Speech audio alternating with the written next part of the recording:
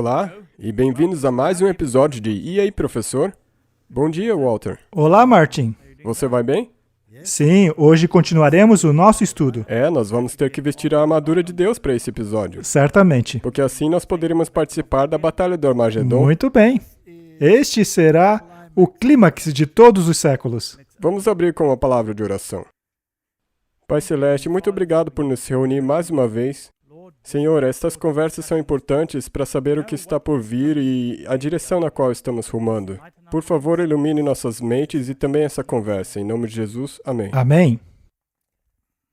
No primeiro programa sobre este assunto, nós demos uma olhada no que acontecerá quando Cristo voltar. Haverá a ressurreição dos justos e a perdição dos ímpios. Nós já conversamos sobre os eventos que ocorrerão e agora, com bastante cautela e detalhes, nós vamos dar olhada na Batalha do Armagedon. Este assunto precisa ser estudado com bastante cuidado, pois há muitas pessoas no mundo que pensam que esta será uma batalha entre nações, mas o que realmente é esta batalha? Então, vamos começar. Vamos ao livro de Apocalipse, capítulo 16, versos 16. E reuniu a todos em um lugar, que em hebraico se chama Armagedon. E se consultarmos o livro de Joel, vemos que ele chama esse lugar de Vale de Jeosafá. Zacarias, por outro lado, diz que as nações se reunirão, significando que eles lutarão contra o povo de Deus. Então, o primeiro verso diz que a batalha ocorrerá num lugar chamado Armagedon. Já no outro é o Vale de Jeosafá. Já no terceiro verso diz que a batalha será em Jerusalém. Mas afinal, onde será? No verso de Joel diz: reunirei todas as nações e as farei descer no Vale de Jeosafá. Estes vales tiveram guerras tipológicas, Sim. nas quais Deus interviu dos céus e destruiu o inimigo. E ele utilizou granizo para destruí-los. Zacarias 14, versos 2, reunirei todas as nações para a luta contra Jerusalém. Acontece que todos esses lugares tratam do mesmo assunto, já que são termos tipológicos, não são termos literais. É importante compreendermos isso. Do contrário, ficaremos completamente confusos se enxergarmos esses lugares como literais. Se essas batalhas acontecem em 3 lugares diferentes, então, naturalmente, esta batalha não será num lugar literal. Tais lugares servem apenas para um propósito tipológico. Mas, afinal, o que é esta batalha? As nações se ajuntarão neste lugar, chamado Armagedon. A palavra grega para lugar é topos. E topos tem o sentido literal, assim como o metafórico. O metafórico significa estado mental. Portanto, poderíamos ler assim: Satanás induzirá um estado mental no povo, no mundo, a fim de compeli-los a buscarem a morte daqueles que se recusam a obedecer os seus ditames. Ou seja, eles atacarão o povo de Deus. Espiritualmente falando, o povo de Deus é Jerusalém. E tipologicamente, os inimigos do povo de Deus foram destruídos no Vale de Jeosafá. Jerusalém é um tipo do povo de Deus. Esta, portanto, é uma batalha contra o povo de Deus. E como veremos adiante, quem luta esta batalha não é uma nação aqui, ali. Trata-se de uma questão universal. Devemos compreender que Israel serve como um tipo de todo o mundo. Era o tipo do povo de Deus em meio às nações que era encarregado de levar a mensagem para todo o planeta. E através da maneira pela qual Deus estava trabalhando, o mundo iria reconhecer que aquela era a verdade. Infelizmente, eles guardaram tal verdade para si próprios. Este, portanto, é um tipo para Israel espiritual, que seria espalhada entre todas as nações do mundo e levar a mensagem a todas as partes do planeta. Então, nós vamos do local para o universal. E se você entender o assunto localmente, você estará voltando para o tipo e acabará perdendo o antítipo. Apocalipse 16, versos 12. E o sexto anjo derramou a sua taça sobre o grande rio Eufrates, e a sua água secou-se, para que se preparasse o caminho para os reis do Oriente. Martin, tantas pessoas acabam também pegando este verso de maneira literal, pensando que esses reis do Oriente são os russos, ou os chineses, ou qualquer outra nação que queiram. Desta forma, montando em suas cabeças uma guerra literal, para eles, esta é a guerra do Armagedon. Depois haveria um arrebatamento e a nação judaica reinando aqui na terra. Isto é dispensacionalismo e veio diretamente dos jesuítas. É por isso que este assunto exige cuidado. E agora, recentemente, o Eufrates secou? Ou estava quase secando? E muitas pessoas enviaram mensagens exatamente sobre esse verso aí. Pois é. Mas o que significa isso? Temos que olhar sobre uma perspectiva tipológica. Afinal, toda a batalha do Armagedon está cercada de simbolismo. Mas vejamos essa questão do Eufrates. Bem, qual cidade se assenta sobre o Eufrates? Babilônia. Correto? E você se lembra pela história que o rio foi desviado? Sim. Quando os medo-persas atacaram a cidade, na ocasião o rio Eufrates foi secado, e o secamento desse rio foi a sentença de morte de Babilônia.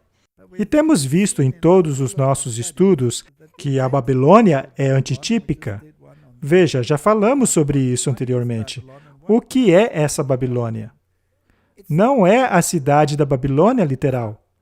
Veja, se fosse literal, então o rio Eufrates também deveria ser visto como literal, não é? Sim. Mas estamos lidando com símbolos aqui. Neste caso, o rio Eufrates, ou as águas, são os povos, as multidões, as nações, os reinos.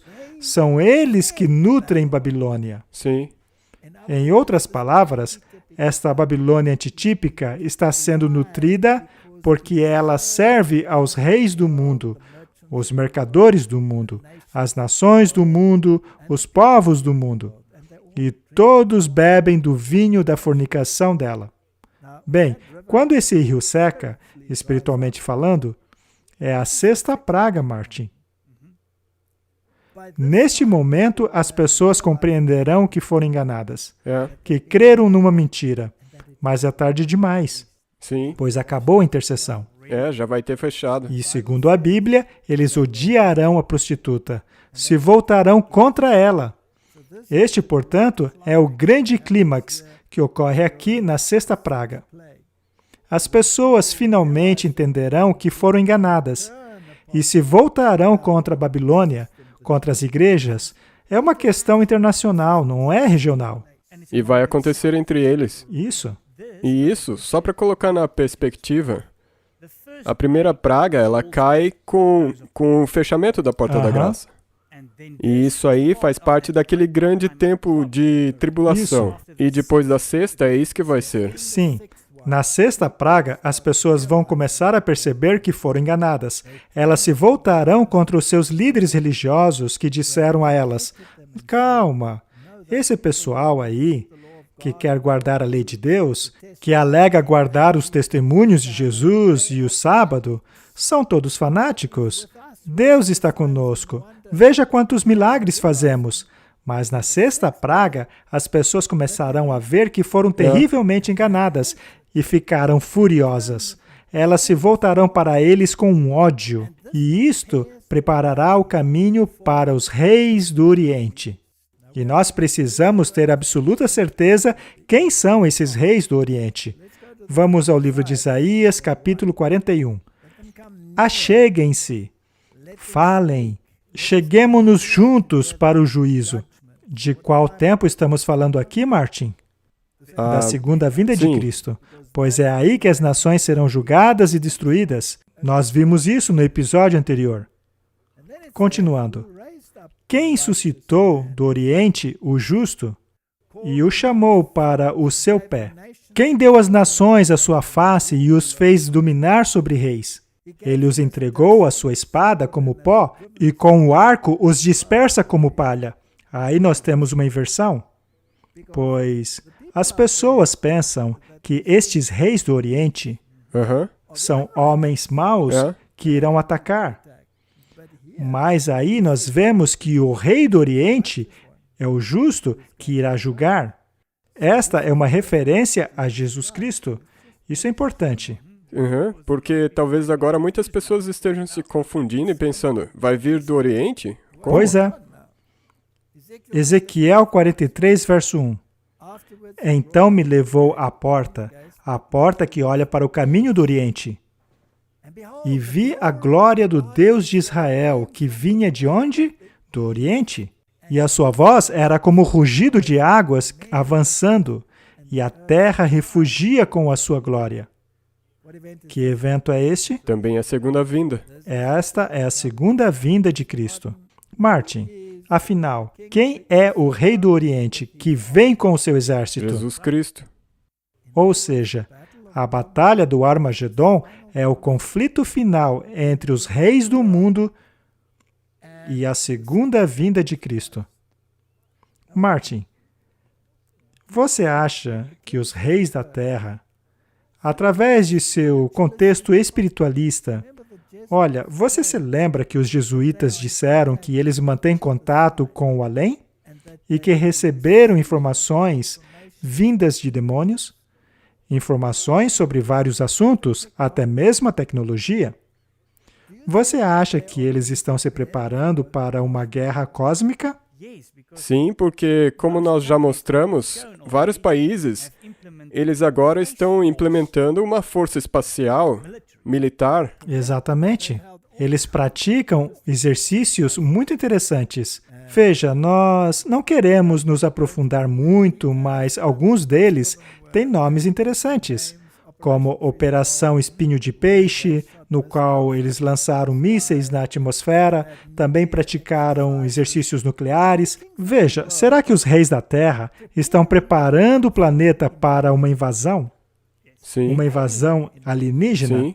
Não estão os filmes fazendo isso? Sim, eles estão fazendo isso, e agora na mídia eles têm falado sobre essas informações que o Pentágono divulgou, essas investigações sobre OVNIs que eles estão fazendo. Você acha que é possível que a humanidade já esteja tão iludida a ponto de pensar que podem impedir a segunda vinda de Cristo? Que podem resistir a ela quando acontecer? As coisas que acontecem nesse mundo nem estão mais me surpreendendo. Nada mais nesse mundo nos surpreende. Mas muito bem, portanto, aquele que vem do Oriente é Jesus Cristo com os seus anjos. Apocalipse 19, 13 a 15. E ele estava vestido com uma veste tingida de sangue, e seu nome é Palavra de Deus. Quem é esse? Jesus. João nos diz claramente que esse é Jesus Cristo. E os exércitos do céu os seguiam em cavalos brancos, vestidos de linho fino, branco e puro. Seria isso uma ação militar? Sim. É militar. Portanto, Jesus virá junto com os seus exércitos. E o exército dele não é humano. Não. É um exército angelical. E da sua boca saiu uma aguda espada para ferir com ela as nações. Lembre-se que já estudamos isso? Muito bem. E ele as governará com cetro de ferro. Ele pisa o lagar do vinho do furor da ira do Deus Todo-Poderoso. Quem é que está lutando esta guerra? Jesus e os seus anjos. O que acontece na batalha de Josafá? Os anjos vieram do céu e destruíram os inimigos de Israel com granizo, exatamente como a sétima praga. Esta será uma guerra semelhante? Como você disse, é o tipo, e este aqui é o antitipo. Aquela foi regional e esta será universal. Apocalipse 16, 18. E houve vozes, trovões, relâmpagos e um grande terremoto, como nunca havia tido desde que há homem sobre a terra. Tal foi esse grande terremoto. E isto acontecerá na sétima praga. E as cidades das nações caíram. No programa anterior, vimos que a terra foi destruída. Não havia animais, aves, homens. Todas as cidades foram destruídas. Esta é uma destruição causada por homens ou foi Cristo que destruiu tudo? Foi Cristo que destruiu. Todas as ilhas fugiram e as montanhas desapareceram. Os vales subirão e as montanhas cairão. Você consegue imaginar isso? Inacreditável. E caíram dos céus sobre os homens enormes pedras de granizo, com cerca de 35 quilos cada. Martin, isso é impressionante. Esta é a descrição da 7ª praga. E os homens blasfemaram contra Deus por causa da praga do granizo, porque a sua praga era muito grande. Sobre quem ela caiu, já que eles blasfemaram? Sobre os maus. Martin, esta é a batalha do Armagedon. E ela tem sido travada em um lugar, Topos. Ela tem sido travada contra uma mentalidade. Agora, observe o mundo hoje. Por um acaso estão se desenvolvendo mentalidades diferentes? Sim. Por um acaso as pessoas não estão sentindo que a mentalidade das autoridades está cada vez mais tirânica, coerciva, fazendo uso de forças, e quando passarem a utilizar a força para coagir até mesmo os dogmas religiosos, então saberemos que a mão de Deus já está escrevendo na parede, correto? Esta, portanto, é a última batalha. Muito bem. E o que Jó diz sobre isso? Acaso você entrou nos reservatórios de neve? Já viu os depósitos de Saraiva, que eu guardo para os períodos de tribulação, para os dias de guerra e de combate? Até mesmo no Antigo Testamento, e lembre-se, o livro de Jó foi escrito por Moisés. Moisés já tinha visto a batalha final. E ele já sabia que Deus possuía granizo reservado para o tempo de angústia. E já vimos quando será isso, que será usado nos dias de guerra e combate. Estas são as armas. São armas celestiais. Deus irá destruir a humanidade. Naquele dia, ele destruirá a humanidade perversa. Os perversos vivos morrerão, e os perversos que já estiverem mortos continuarão mortos por 1000 anos. O quão importante é sabermos isso? Precisamos ter uma mentalidade que está em harmonia com a Bíblia. Absolutamente, porque se a sua mentalidade não for como esta, você então vai estar esperando por um reino aqui na Terra e uma guerra aqui na Terra. E neste caso, corremos o risco de confiar em reis terrenos, aguardando por um salvador terreno. Seja ele qual for. Devemos aguardar pela salvação de um homem terreno? Não. A esperança está em outro Salvador. E também muitas das suas interpretações vão estar ligadas a eventos terrenos. Correto? A nossa única esperança está em Cristo e em sua justiça. Este é o tão aguardado milênio. Alguns anos atrás, a Time publicou essa capa, O Fim do Mundo, e então eles falaram a respeito dessa doideira do milênio, falando que as pessoas estão aguardando isso, que estão aguardando o arrebatamento, mas a Bíblia não ensina conforme a interpretação deles.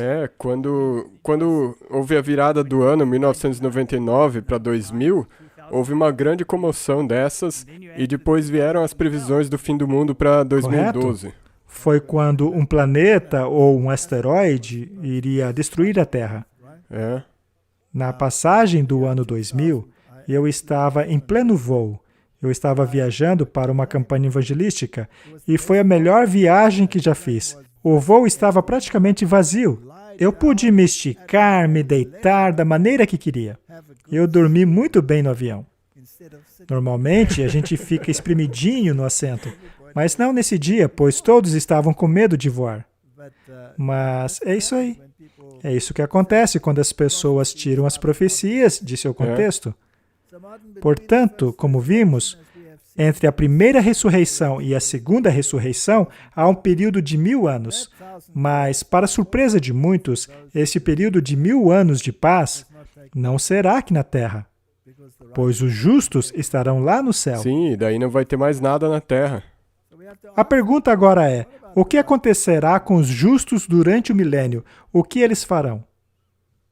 Apocalipse 20, verso 6 nos diz o que eles farão. Eles serão sacerdotes de Deus e de Cristo e reinarão com Ele 1000 anos. Martin, quando reinamos com alguém, será que isso tem a ver com governo? Sim. Muito bem. Martin, os justos, será então que eles governarão o céu e serão governantes dos anjos? Não. É claro que não. Então, que tipo de reino é esse? Como é que eles reinarão juntos com Cristo? E o que eles farão em termos de governo? Bem, quando você reina sobre alguém, você também aplica a lei, Aham. não é? Com É certeza. isso que governantes fazem.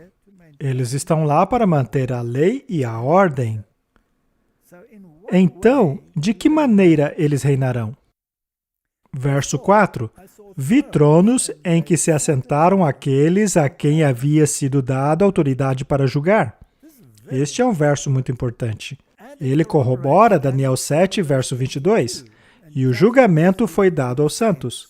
Sim. Isto acontece durante o milênio. Mas, naturalmente, todos já terão sido julgados, Aham. já que os justos foram ressuscitados. Eles já têm que ter sido julgados. Os justos vivos foram transladados, e os injustos foram condenados, e os ímpios mortos não foram ressuscitados. Sim. Então, o julgamento já aconteceu. O resultado do julgamento já foi dado. O veredito já foi dado. E quem deu esse veredito? Jesus Cristo. A Bíblia não diz que todo julgamento foi dado a ele? Sim. Ele já julgou todo mundo. Cristo. Todos seremos julgados. Mas queremos estar naquele julgamento antes de Cristo ter voltado, no juízo investigativo. Pois, se ele não julgar a seu favor, durante o período investigativo, você não fará parte desse julgamento que lhe será dado. Muito bem. Mas de que maneira isto aí acontece? Bem, naturalmente, as pessoas irão querer saber como Deus julgou. Por que Deus julgou da maneira que ele julgou? Sabe, eu gosto de chamar este julgamento de o julgamento da verificação. O povo de Deus terá a chance de ver por que a tia Maria e a tia Sofia e o tio João, que pareciam pessoas tão boas, não estão lá. E por que o Manassés da Bíblia, que matou tantas pessoas, e Nabucodonosor, aquele cruel rei de Babilônia, porque eles estão lá, não é? Por que é que certas pessoas estão lá e outras não estão? E o que aconteceu aqui na Terra? O que aconteceu por trás das cortinas? O que é que foi planejado em reuniões secretas? Tudo aquilo que foi feito em segredo será o quê? Revelado. Será revelado a todos. Então o julgamento será dado aos santos. Os livros se abrirão. Todos terão a chance de verificar e constatar completamente que o julgamento de Deus foi absolutamente justo. É. Portanto, será assim. O povo de Deus terá a oportunidade de verificar o julgamento de Jesus Cristo, para que assim todos possam ter a absoluta certeza de que tudo foi justo. Cada questão, cada dúvida será respondida. 1 Coríntios, capítulo 6, versos 2 e 3. Não sabeis vós que os santos hão de julgar o mundo? Vocês não sabem que haveremos de julgar os anjos? Martin, quais anjos serão julgados? Os caídos. É lógico, não? Aham. Os outros não precisam ser julgados. Esses aí são os anjos caídos. Mas esses anjos caídos já não foram julgados ao serem expulsos do céu? Quem fez esse julgamento? Jesus. Exatamente. Portanto, nesta ocasião aí, olharemos todo o plano da salvação. Toda a questão do grande conflito. Estudaremos a batalha entre o bem e o mal desde o seu início até o fim. Quantos bilhões de indivíduos precisarão ser julgados? Quase como o número de grãos de areia numa praia. Vai levar um tempo, não? Vai levar um tempinho. Veremos cada nuance da história. E não seria interessante ver o que aconteceu de trás das cortinas de certos palácios e corredores? Não seria interessante saber a história real das coisas? Todas as coisas. O que aconteceu com Kennedy? O que aconteceu com Abraham Lincoln? O que aconteceu a certas nações da Europa? O que aconteceu entre os sistemas religiosos e os sistemas seculares? O que aconteceu na África do Sul? São perguntas fascinantes. Estaremos bem ocupados, Martin. E é lógico, nós julgaremos de acordo com a lei. É mesmo. Isto é reinar com Cristo. Foi isso que Jesus usou. Este julgamento mostrará que Deus fez tudo o que podia para salvar cada pessoa. Mas ainda haverá algumas perguntas. Perguntas como: e se eu tivesse alcançado aquela pessoa? Talvez se os perdidos tivessem visto tudo claramente, teriam se convertido, não? Para responder essa pergunta, é necessário a segunda ressurreição. Sim. Além disso, a justiça exige que os injustos, antes de enfrentarem as consequências, sejam informados do porquê e quando eles fizeram a sua decisão final, não é? É por isso que eles precisam ser ressuscitados. Isto exigirá que os tiranos do mundo sejam ressuscitados. Eles ficarão diante de um tribunal que não pode ser comprado. Não é mesmo? Sim, e até com os anjos que estarão com eles lá. Exatamente. E, finalmente, depois que os justos verificaram todos aqueles registros, o que levará 1000 anos, eles dirão: ó Senhor Deus Todo-Poderoso, verdadeiros e justos são os seus juízos. Deus é justo. De fato, não encontramos nenhum erro em seu julgamento. A culpa não está no Deus do céu. A culpa está somente nos rebeldes. Desde os anjos caídos até os seres humanos. E outra coisa acontecerá durante os 1000 anos, Martin. Temos muito que aprender, Martin. Temos muito que aprender em termos de conhecimento, pois passamos por muitos enganos aqui. Sim. Eu adoraria saber qual é a verdade de certos assuntos que vemos hoje em dia, enganos que a mídia nos apresenta. Mas não apenas isso, nós precisamos crescer na mesma estatura dos seres celestiais. Isto também leva um tempo. Crescer fisicamente, mentalmente, espiritualmente. Será maravilhoso. Portanto, durante o milênio, os justos estarão no céu, a terra estará desolada, Satanás preso e o juízo de verificação acontecerá no céu. Sim, nós já vimos isso. Aí sim, depois de tudo isso, chegaremos no clímax de tudo. A Bíblia diz: quando terminarem os 1000 anos, Satanás será solto de sua prisão e sairá para enganar as nações. Então, o que é que vai libertá-lo de sua prisão? A ressurreição dos ímpios, porque daí ele vai poder enganá-los de novo. Exato. O jogo de Satanás é enganar. Será necessário que ele destrua a cidade e Cristo, caso ele queira sobreviver, pois ele sabe que Cristo irá destruí-lo. E ele não vai desistir. Então, agora, Jesus ressuscita todos os ímpios, bilhões deles, desde antes do dilúvio até a batalha do Armagedon. Ele ressuscita todos, são como a areia do mar. E Satanás contempla o seu exército, e ele vai atrás deles dizendo: vamos tomar a cidade. A batalha final. Mas por que Deus permitirá isso? Para que aqueles que tenham ainda um pouquinho de dúvida possam ver os resultados. Exato. Então, aquela pessoa que você ainda tem uma dúvida que talvez devesse estar no céu, quando ver o ódio na face daquela pessoa que está fora da cidade, você vai se convencer que o julgamento de Deus foi perfeito. E mesmo que talvez não haja nem um pouquinho de dúvida, isso vai ser mais uma confirmação de quão exato e justo o julgamento dele foi. Correto? Muito bem. Veremos agora a ressurreição dos perdidos. Veja, apenas Cristo pode ressuscitar, pois Ele é o autor da vida. Zacarias explica: "E o Senhor sairá e pelejará contra essas nações, sim, como Ele pelejou no dia da batalha." Paremos um pouco aqui.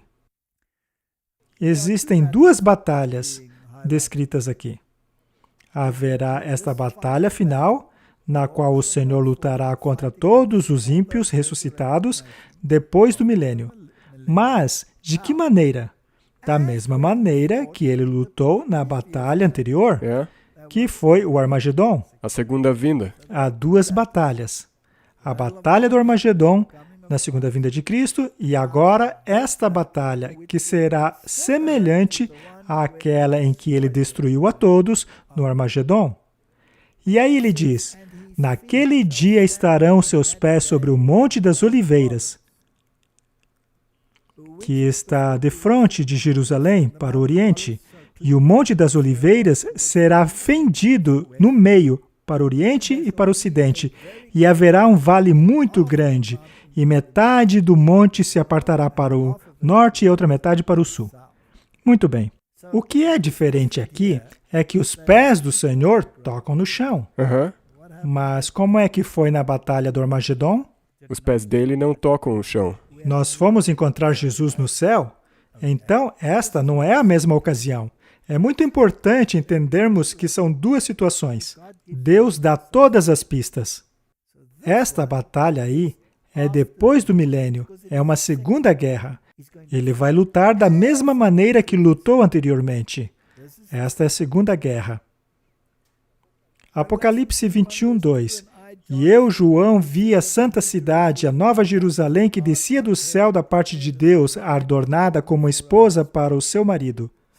Portanto, a cidade da nova Jerusalém, que Deus preparou para aqueles que o amam, irá descer do céu, como uma gigantesca nave espacial, e pousará em um local preparado por Deus, aonde o Senhor pôs os seus pés. Assim que o Senhor tocar esta terra amaldiçoada, uma planície santificada se formará. E ali, em cima daquele plano, pousará a cidade da Nova Jerusalém. E é então que a ressurreição dos ímpios acontecerá. E eles cercarão a cidade para atacá-la. E é então que ocorrerá a próxima batalha. Continuemos lendo. Apocalipse capítulo 20. Mas antes, Martin, veja o seguinte. Estamos na segunda metade do livro de Apocalipse. Este livro tem uma estrutura quiasmática. A ênfase está no meio dela. Apocalipse 12, 11, 13 até o 17. É ali que estão os eventos finais.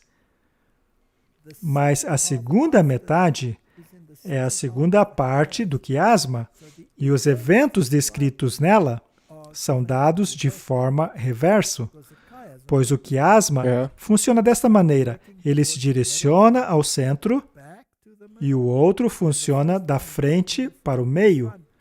Este, portanto, é o braço histórico do livro de Apocalipse e este é o braço escatológico. Pode ficar confuso se não levarmos o quiasma em consideração.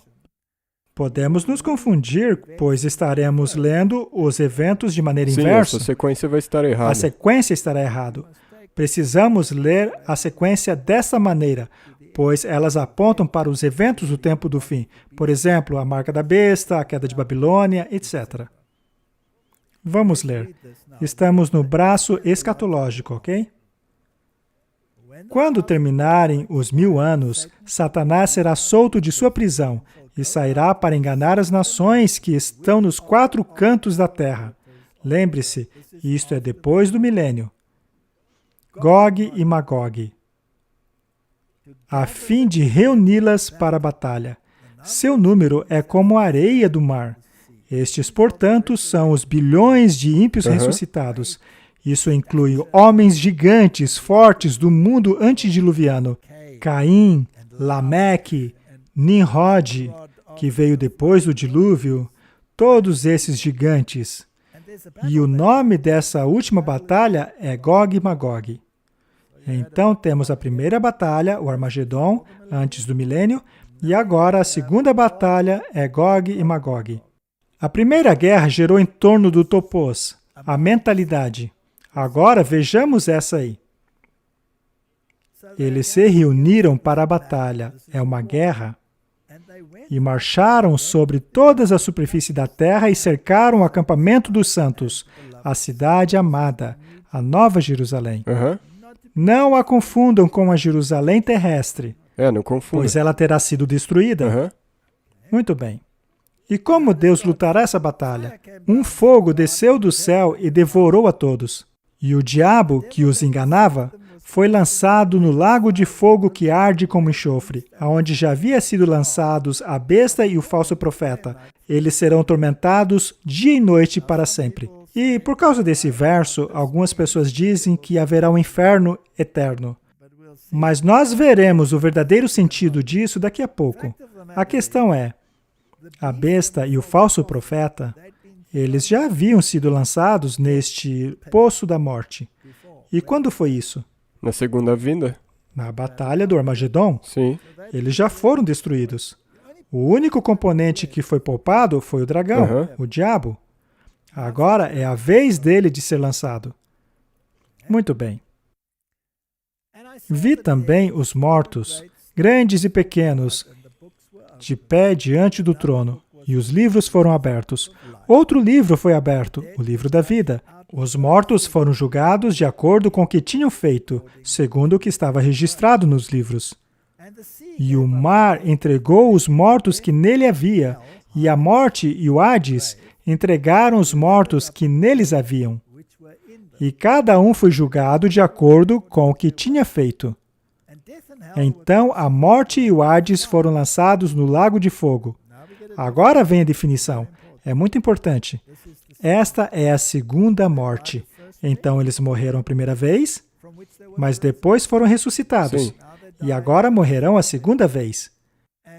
E todos aqueles que não foram encontrados no livro da vida foram lançados no lago de fogo, que é a segunda morte. É mesmo. Eles, portanto, morreram uma segunda vez. Portanto, este lago de fogo, essa segunda morte, vai durar quanto tempo? Para sempre. Exato. Esta segunda morte, este lago de fogo, durará para todo o sempre. Ou seja, nunca mais serão ressuscitados. Eles desaparecerão para sempre. A Bíblia diz claramente que eles desaparecerão. Muito bem. Mas as pessoas ainda se confundem, pois houve uma guerra e fogo desceu do céu. E agora há uma ressurreição e um julgamento. Então eles pensam que é parte daquela primeira vinda. Você entende por que dá para confundir? Sim, se você não ler direito. É necessário levar o quiasma em consideração. E se o levarmos em consideração, o que temos aqui é uma ressurreição e um julgamento de acordo com os livros. Todos saberão exatamente o porquê não estarão na cidade. Eles terão total consciência. Eles verão o curso de suas escolhas. E Satanás tentará convencê-los a tomarem a cidade. Mas fogo cairá do céu e consumirá a todos. Em Jó 21:30, lemos: o mal é preservado para o dia da destruição. Ele será entregue para o dia do furor. Portanto, na ressurreição, ele será trazido para fora da sepultura, por qual razão? Destruição. Não o inferno eterno. Isso é linguagem simbólica. O fogo que os destruirá é um fogo de consequência eterna. Sim. E isto é chamado de a batalha de Gog e Magog. Como nós já vimos na Bíblia, Jesus desce do céu, seus pés tocam no Monte das Oliveiras, ele parte, é criada uma grande planície, ele ressuscita os injustos, eles são apresentados diante do tribunal, mas eles têm um pouquinho de tempo antes para se prepararem.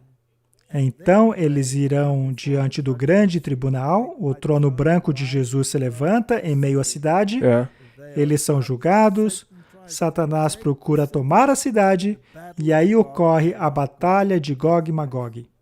Mas o que significa esse nome? Significa oculto. Não é interessante? Porque tudo o que Satanás faz é em segredo. É assim que ele trabalha. E é por isso que Babilônia é chamada de mistério. Aí nós temos essa religião oculta, escondida, diabólica, do abismo. E ela é revelada quando os livros são abertos. Toda a injustiça é revelada. Ela foi verificada pelos justos e todos estes agora sabem exatamente o porquê eles não fazem parte da Nova Jerusalém. Apocalipse 20, versos 9. Vamos dar uma olhada nessa guerra. As nações marcharam por toda a superfície da terra e cercaram o acampamento dos santos, a cidade amada. Ali estão eles ao redor da cidade. A Nova Jerusalém. A Nova Jerusalém. Apocalipse 20, versos 9. Depois desse julgamento, fogo desceu do céu da parte de Deus e devorou a todos. O que isso quer dizer? Destruiu, não deixou nada. Foram destruídos. Deus não é um sádico. Ele não irá queimá-los por toda a eternidade. E, infelizmente, como nós já mencionamos anteriormente, não é que vai ser Deus quem estará destruindo eles. Foram as escolhas dessas próprias pessoas de continuar agarradas ao pecado e não confessá-lo que causará a destruição delas. É por isto que a Bíblia diz que Deus é o fogo consumidor. Mas, como vimos no livro de Hebreus, aqueles que estão em Cristo não são consumidos por Ele. Você está no fogo, mas não é consumido. Não há nem cheiro de queimado, nada. Vamos dar uma olhada mais profunda na doutrina do inferno. O que leremos agora é como a Igreja Católica ensina a doutrina do inferno. A fumaça de seu tormento sobe para sempre diante da vista dos abençoados. Ele está meio que citando aqueles versos. Esta exibição do caráter e glória divinos estão a favor dos remidos. E será um grande entretenimento, darão máximo prazer àqueles que amam a Deus. Caso o tormento e o fogo eterno fosse apagado, isso com certeza colocaria um fim à felicidade e glória dos salvos. Martin, você tem que ser um sádico para escrever isso. Sabe, eu acho que a humanidade está dessa maneira hoje em dia.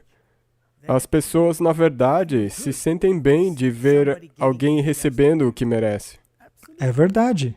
Esta é uma visão muito distorcida.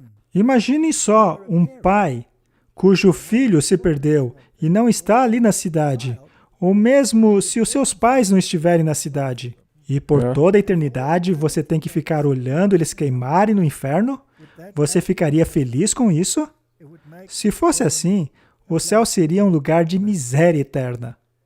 Mas sabemos que isso não está em harmonia com a palavra de Deus, pois em Ezequiel 33:11 diz assim: Vivo eu, diz o Senhor, e não tenho prazer na morte do ímpio. Prefiro que o ímpio se converta do seu caminho e viva. Convertei-vos do vosso mau caminho. Por que razão morrereis, ó casa de Israel? Nosso Deus é compassivo, ele não é sádico. Ezequiel 18:32. Não tenho prazer na morte do que morre. Como então os salvos teriam prazer no sofrimento dos ímpios? Isaías 55:7. Deixe o ímpio o seu caminho e o homem maligno os seus pensamentos. Que eles se convertam ao Senhor, que se compadecerá dele. Volte para o nosso Deus, porque ele é grandioso em perdoar. Este é o Deus que eu sirvo. Mas o Catequismo da Igreja Católica ensina o seguinte: o ensinamento da Igreja afirma a existência do inferno e da sua eternidade. Logo após a morte daqueles que morrem em um estado de pecado mortal, estes vão para o inferno, aonde sofrerão a punição do fogo eterno. A maior punição do inferno é a separação eterna de Deus, o único no qual o homem pode possuir a vida e felicidade para a qual ele foi criado. Portanto, o catequismo moderno confirma a doutrina da Igreja Católica. É uma doutrina horrenda. O ensinamento deles retrata o caráter de Deus de uma maneira terrível. Tanto é que, na Idade Média, as pessoas eram governadas pelo medo. Consideremos agora um Papa moderno, como João Paulo II. Em seu livro de 1994, ele escreveu: frequentemente, os pregadores, catequistas e professores não têm mais coragem de pregar o inferno eterno. Acerca da realidade do inferno, o Papa diz: na verdade, os concílios antigos rejeitaram a teoria de que o mundo seria regenerado depois da destruição e que cada criatura seria salva. Essa teoria elimina o inferno. As palavras de Cristo são inequívocas. No Evangelho de Mateus, ele fala claramente daqueles que sofrerão punição eterna. Mas quem serão eles? A Igreja nunca fez qualquer declaração em relação a isso. Ou seja, ele defende que existe um inferno eterno. E, mais uma vez, ele se vale das palavras de Jesus em Mateus, na qual ele fala de uma punição eterna. Ora, mas como vimos, a consequência é eterna. Temos outras coisas muito interessantes a respeito do que eles pensam. Estes são os exercícios de Loyola, a ordem dos jesuítas. E o curioso é que os jesuítas têm uma meditação a respeito do inferno. Segundo eles, o primeiro prelúdio é a composição, que está aqui para ver a visão da imaginação, o comprimento, largura e profundidade do inferno. Olha só que interessante. Eles então entram em um transe meditativo, no qual eles precisam imaginar o inferno. Eles então se perguntam: o que eu quero? Aqui devemos nos perguntar o senso interior da dor com que os perdidos sofrerão, para que, se através de minhas faltas, eu esqueça o amor do Senhor eterno, pelo menos pelo medo da dor, eu seja levado a não pecar. Seria esse um bom motivo, Martin? Não, porque ele é movido pelo medo. É uma razão terrível. Então chegamos ao primeiro ponto, que tem a ver com a visão. Pois lembre-se, de acordo com o pensamento deles, todos os sentidos estão envolvidos. É necessário enxergar pela imaginação o grande fogo do inferno. Eles devem imaginar aquelas almas queimando. Então, o segundo ponto, eles devem ouvir os gritos e os horrores, as blasfêmias contra Cristo, o nosso Senhor. Quem gostaria de ouvir isso, Martin? Na verdade, se você assistir Hollywood, que é o teatro jesuíta, você vai ver isso o tempo todo, assim como as blasfêmias contra Cristo.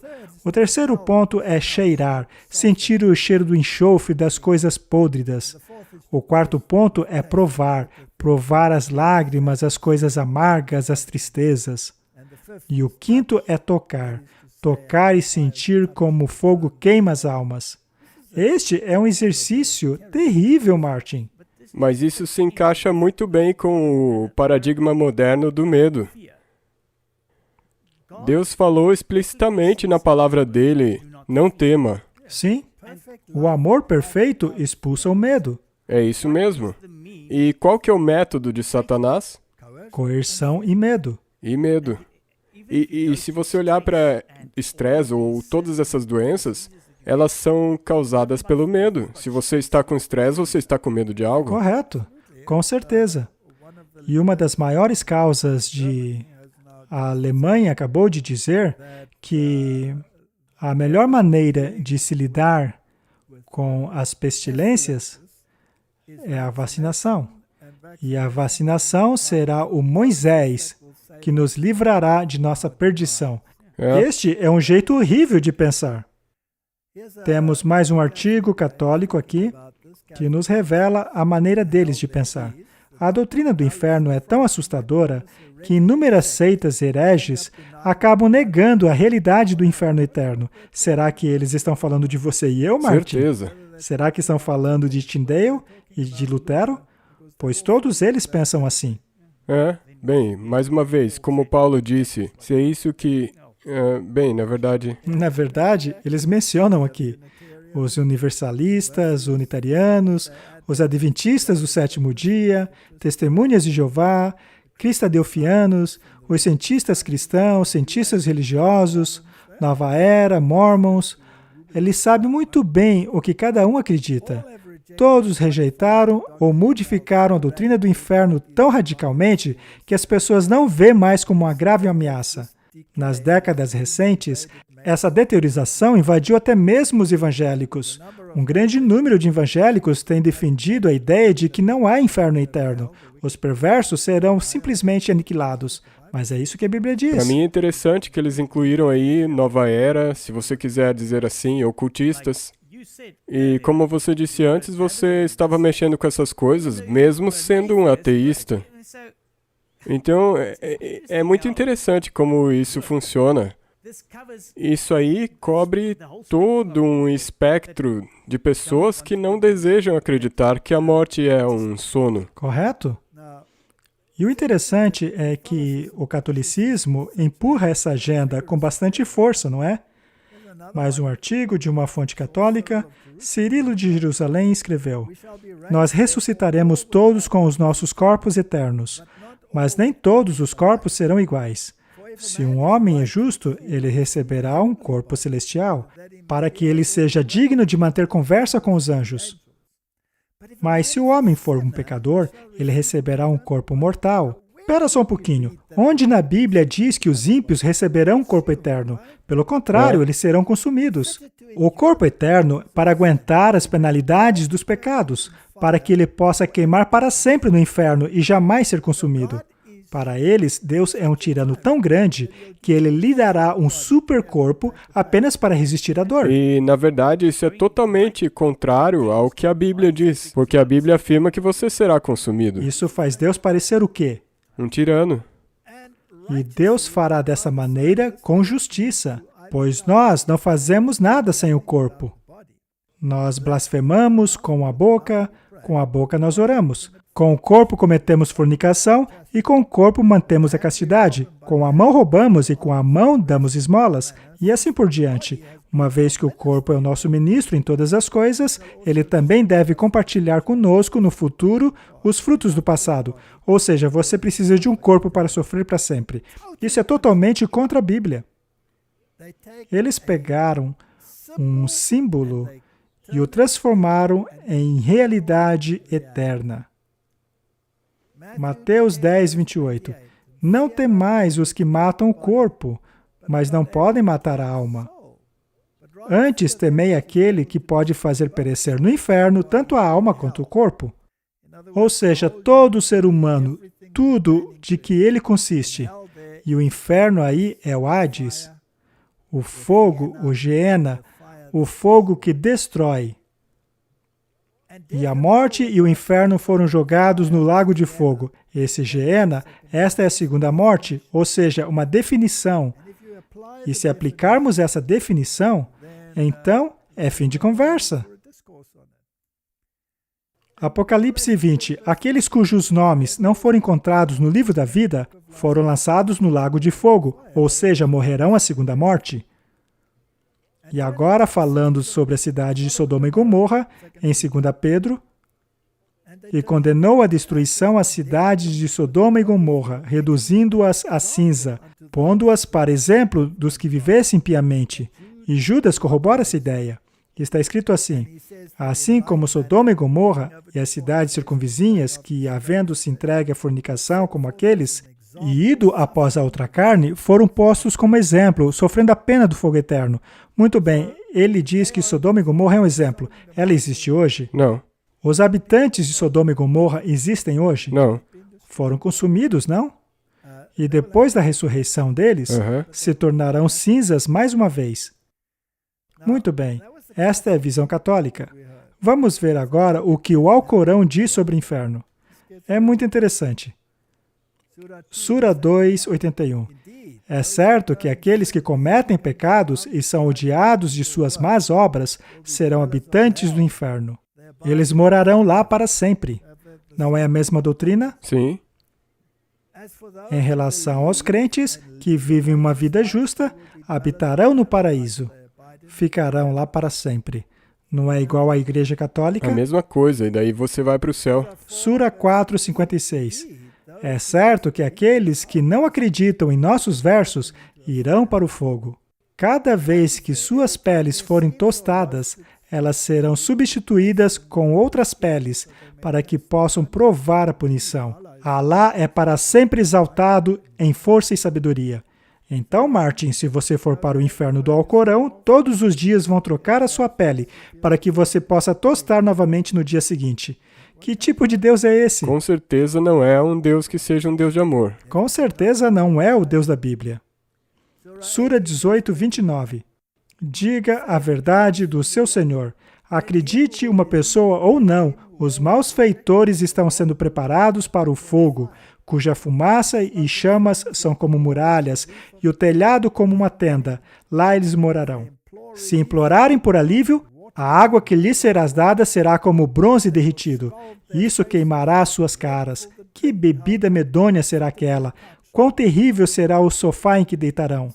Isso aí parece muito com o que lemos no catolicismo, que diz que você terá um corpo especial só para sofrer. Sura 14, 49. Você verá que os pecadores serão presos em correntes. Suas roupas serão como piche líquido e suas faces cobertas de fogo. Para mim, esta visão é completamente oposta à da palavra de Deus. Agora vem a pergunta: por quanto tempo os ímpios queimarão? Porque... É uma pergunta importante. Exatamente, porque eles dizem que vai ser para sempre. Correto? Salmos 37, 20. Mas os ímpios perecerão, e os inimigos do Senhor serão como a gordura dos cordeiros. Desaparecerão, e em fumaça se desfarão. O que isso parece a você, Martin? Quer dizer que não vai sobrar nada deles. É bem claro, não? Isso não é alegórico. E Apocalipse 20, verso 9. E de Deus desceu fogo do céu e os devorou. Não vai sobrar nada. E Obadias 16, eles serão como se nunca tivessem sido. O quão claro é isso, Martin? Eu acho que não dá para dizer de maneira mais clara. Você pode argumentar contra isso? Viu só? Quando se pega um verso complicado, que usa uma imagem complicada, e você o torna literal, você termina nessas doutrinas terríveis. Mas se você pega o verso claro, simples, como estes que estamos vendo, e você se baseia neles, então sabemos que a interpretação daqueles versos complicados devem estar em harmonia com estes. Do contrário, a Bíblia se contradiria. Sim, exatamente. Mas é deste jeito que estudamos a Bíblia. Malaquias 4, verso 3. O que acontece após a destruição deles?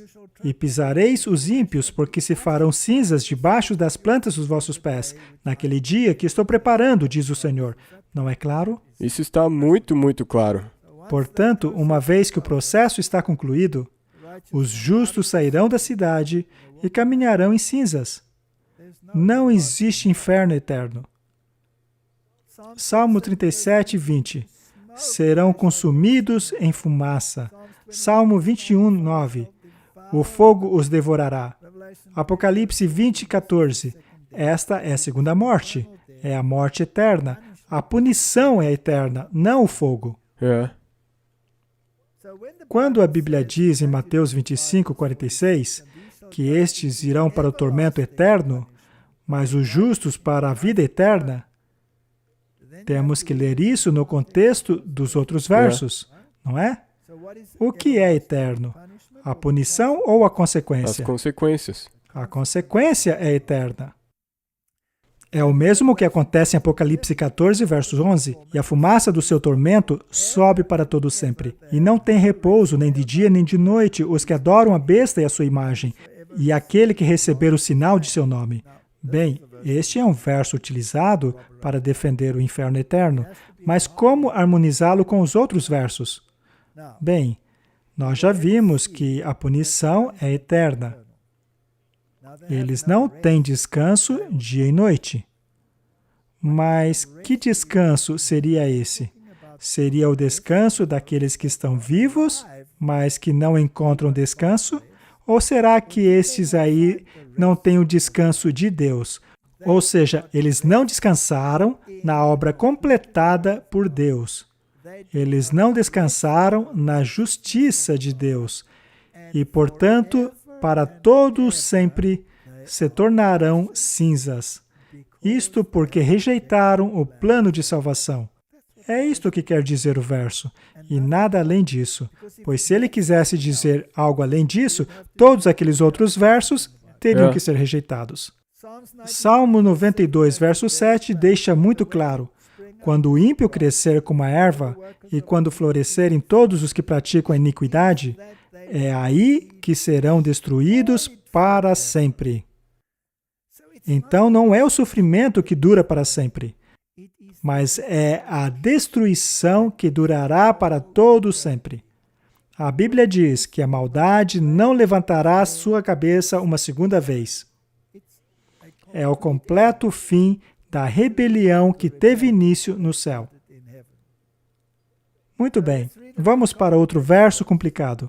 Porque será o dia da vingança do Senhor, ano de retribuições pela contenda de Sião. Os seus ribeiros se transformarão em pinche, e o seu pó em enxofre, e a sua terra em piche ardente. Essa é a destruição, ok? Nem de dia nem de noite se apagará. Sua fumaça subirá para sempre. De geração em geração será assolada. Pelos séculos dos séculos, ninguém passará por ela. Mais uma vez, temos um verso que parece dizer que o fogo jamais apagará. Não é? Soa desse jeito. Então, temos que dar uma olhada nesses versos. Temos que encontrar paralelos na Bíblia. Judas 1, versículo 7. Assim como Sodoma e Gomorra e as cidades circunvizinhas, que, havendo-se entregue à fornicação como aqueles, e ido após a outra carne, foram postos, por exemplo, sofrendo a pena do fogo eterno. Bem, essa cidade ainda está queimando? Não, então significa que as consequências continuam. Aham.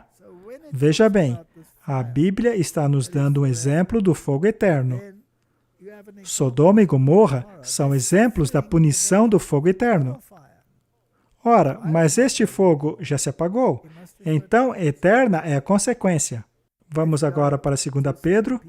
E condenou a destruição de Sodoma e Gomorra, reduzindo-as a cinza e pondo-as, por exemplo, aos que vivem impiamente, ou seja, serão destruídos. Mas vamos ter certeza. No livro de Jeremias, temos um exemplo perfeito do fogo que jamais se apagará.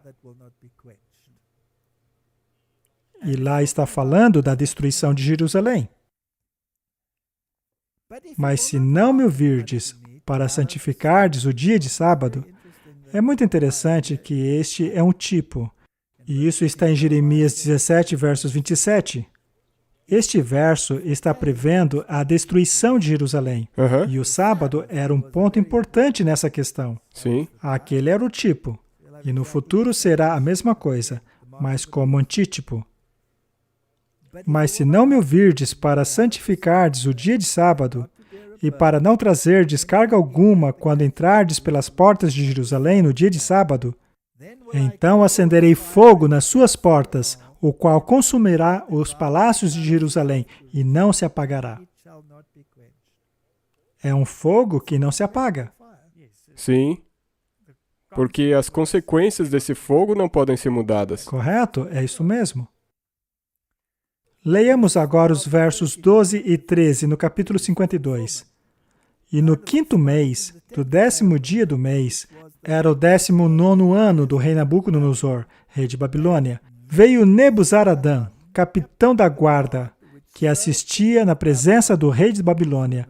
Ele foi a Jerusalém e queimou a casa do Senhor e a casa do rei, e também todas as casas de Jerusalém, e a todas as casas dos grandes ele incendiou. Isso serve como tipo da destruição final. Ok? Segundo Crônicas fala sobre isso. Capítulo 36, versos 19.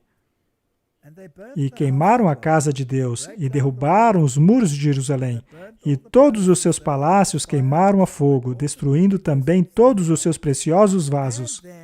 E os que escaparam à espada levou para a Babilônia. E fizeram-se servos deles e de seus filhos até o tempo do reino da Pérsia, para que se cumprisse a palavra do Senhor pela boca de Jeremias, até que a terra se agradasse dos seus sábados. Todos os dias da sua ação repousou até que os 70 anos se cumpriram. Isto é muito interessante. Veja, para se cumprir a palavra do Senhor pela boca de Jeremias. Bem, ele disse que o fogo jamais se apagaria. Ele ainda queima hoje? Não de maneira literal. Exato. Isso é linguagem metafórica. E é interessante que houve um descanso sabático para a terra. Bem, um milênio dura 1000 anos. Seria este um milênio de descanso, Martin? Sim, a terra vai poder descansar por 1000 anos. Aham. Malaquias 4, verso 1 diz: Porque eis que aquele dia vem ardendo como fornalha. Todos os soberbos, todos os que cometem impiedade, serão como a palha. E o dia que está para vir os abrasará, diz o Senhor dos Exércitos, de maneira que não se lhes deixará nem raiz nem ramo. Este fogo não se apagará até que ele tenha cumprido a sua função. Tudo queimará como palha. Tudo se queimará. Este é o significado. Exatamente. Se você acender uma fogueira e não tiver nada que apague ela, no próximo dia você vai chegar e vai ver o quê? Cinzas. Cinzas. Cinzas. Não tenha medo daquele que pode matar o corpo, mas que não pode matar a alma, que é a combinação do quê?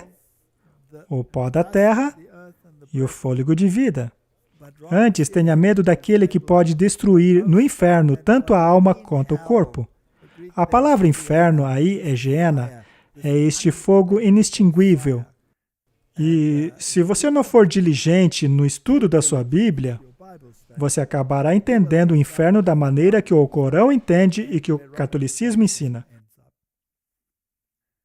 Analisando esta palavra Geena, vemos que a sua origem é a seguinte: inferno é o local da punição futura chamada de Geena, ou Geena de fogo. Este foi originalmente o Vale de Rinom, no sul de Jerusalém, onde o lixo e animais mortos da cidade eram jogados e queimados, um símbolo apropriado dos perversos e de sua futura destruição. A palavra grega Hades e a palavra hebraica Sheol referem-se aos lugares dos mortos ou sepultura. E é interessante que em muitos lugares onde essas palavras aparecem, eles traduziram como inferno. Mas na verdade significa Hades, ou então traduziram Geena também como inferno, e isso acabou ficando confuso. Mas a pergunta é, o que acontece com Satanás? Ezequiel 28, versos 16, deixa isso bem claro. Eu o destruirei, ó querubim cobridor. Farei sair do meio de ti um fogo, que te consumirá e te tornará em cinzas sobre a terra, aos olhos de todos os que te veem. É interessante que este fogo surja dentro dele, pois foi ali que o pecado se originou. Exatamente. Dentro dele. Ele será queimado e se tornará em cinzas. Ele não mais existirá. Apocalipse 21, verso 3. E ouvi uma grande voz do céu que dizia: Eis aqui o tabernáculo de Deus com os homens, pois com eles habitará. Eles serão seu povo, e o próprio Deus estará com eles. Ele será o Deus deles, e estes verão a sua face. Se formos capazes de ver a sua face, então precisaremos ser capazes de permanecer diante do fogo de sua presença. E não ser consumido. Mas se houver pecado em você, então você será consumido. E agora as boas novas. Apocalipse 21, verso 1. E então vi novos céus e nova terra, porque o primeiro céu e a primeira terra tinham passado. O que isso significa? Passou, não resta lembrança. Já era. E como será este lugar? Isaías 11, verso 6. E morará o lobo com o cordeiro, e o leopardo com o cabrito se deitará. E o bezerro e o filho de leão e o animal cevado andarão juntos, e uma pequena criança os guiará. Deus recriará tudo. E eu me pergunto se essa recriação não levará 6 dias. Bem, eu não acho que vai... a Bíblia diz que Deus nunca muda. Bem, é pura especulação, mas imagine você ali, observando o processo de criação. A Bíblia diz que os filhos de Deus, isto é, os anjos e os seres não caídos, se alegraram e cantaram quando essa terra foi criada. Mas nós não vimos isso, mas naquele dia testemunharemos a criação. Portanto, vamos ser leais até o fim. E ela também diz que nós somos filhos e filhas de Deus. Correto? Os justos. Sim. Esta criancinha que guiará o leão, veja, não haverá mais agressividade nos animais. A vaca e a ursa pastarão juntas, seus filhos se deitarão juntos e o leão comerá palha com o boi. E brincará a criança de peito sobre a toca da áspide, e a desmamada colocará sua mão na cova do basilisco. Não se fará mal nem dano algum em todo o meu santo monte, pois a terra se encherá do conhecimento do Senhor como as águas cobrem o mar. Não haverá mais maldição. Tudo voltará à criação original. Não haverá mais morte. Sendo assim, o leão não será mais carnívoro. Pois, e se ele comer o seu cachorrinho de estimação, não é? Isso não vai acontecer. Vai tudo voltar para o estado original. O fogo purificou a terra e então... Todos os animais serão recriados. E então temos essa linda descrição da nova terra. Isaías 65, verso 23. Não trabalharão em vão, nem terão filhos para perturbação, porque são a posteridade bendita do Senhor e os seus descendentes estarão com eles. Esta é a descrição da nova terra que Deus criará. E as famílias de Deus estarão juntas, porque eis que crio novos céus e nova terra, e não haverá mais lembrança das coisas passadas, nem mais se recordarão. Martin, se existe um inferno eterno, estas coisas não virão à sua mente o tempo todo? Sim, vai sim. Isso vai ficar te lembrando todo o tempo. Portanto, a história da redenção é uma linda história. Mas o que faremos nessa nova terra? Edificarão casas e as habitarão. Plantarão vinhas e comerão o seu fruto. Não edificarão para que outros habitem. Não plantarão para que outros comam. Porque os dias do meu povo serão como os dias da árvore, e os meus eleitos gozarão das obras de suas mãos. Por quanto tempo? Para sempre. Se você for imortal, isso é para sempre. Então vamos deixar bem claro, Martin. Você terá 2 casas. Uma preparada para você, por Deus, lá Sim. na cidade. Uma casa na cidade. Para que quando você for a esta cidade adorar a Deus, quando for à cidade celestial, você terá o seu próprio lugar. Não precisará ir a um hotel.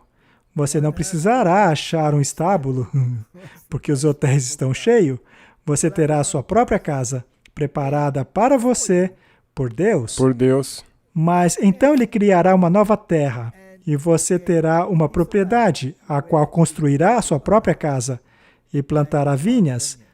Você comerá o seu fruto, e ninguém irá tomar a sua propriedade, ou fazer alguma manobra política para tomar aquilo que é seu. E acontecerá que de uma lua nova até outra, desde um sábado até o outro, virá toda a carne adorar perante mim, diz o Senhor. Temos então uma festa mensal e uma semanal. Mas o que faremos na festa mensal? Você come do fruto da árvore da vida. A Bíblia diz que a árvore dá frutos uma vez por mês. Sim. Então, uma vez por mês, nós comeremos do fruto da árvore da vida, que dá 12 tipos diferentes. Portanto, há uma variedade lá. E o sábado será uma instituição eterna. Sim. Então, será que a humanidade precisa guardar o sábado? Sim, você o guardará por toda a eternidade. E esta é a totalidade do plano da salvação. Ele revela o caráter de Deus. Deus é justo e Ele é um Deus de palavra. O salário do pecado é? A morte? A morte. Morte eterna, não é?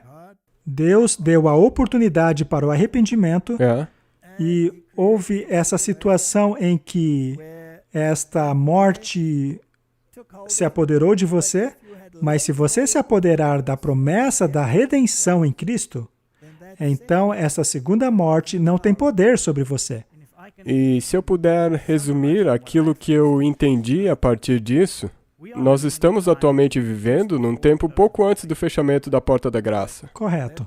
Aí virão as pragas. E o fechamento da porta da graça vai acontecer quando a marca da besta for imposta. Correto.